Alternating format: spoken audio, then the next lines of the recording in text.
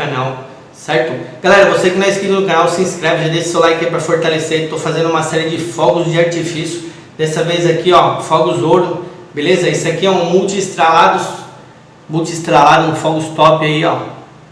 Na sequência você vai ver o teste desses fogos aqui, vai ser show de bola. Galera, você quer comprar fogos e não sabe onde comprar?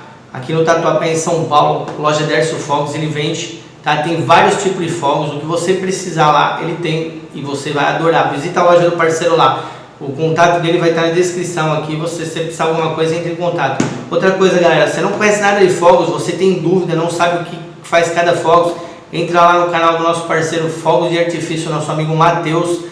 Vai estar o link na descrição também para você conhecer tudo de fogos, beleza? Ele faz vários vídeos tops para você. Galera, outra coisa, vamos falar de queima de fogos.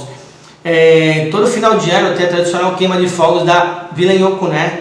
Ela é feita lá no campo do Niterói, na rua Silva, Lisboa. Você que não tem nada aí, ou tem mora próximo, ou não tem um local para ir, visita lá, vai ter uma queima de fogos sensacional. Certo? Traga a sua família, você será bem-vindo. Se você puder, traga 1 quilo de alimento não perecível para poder ajudar as famílias que moram no bairro, que tem necessidade, e as entidades que também estão precisando. Outra coisa, galerinha, ó, essa canequinha aqui, ó, certo? O pessoal tá vendendo lá, é uma canequinha da queima de fogos da Vila Inhoco, né? Para ajudar na arrecadação também, beleza?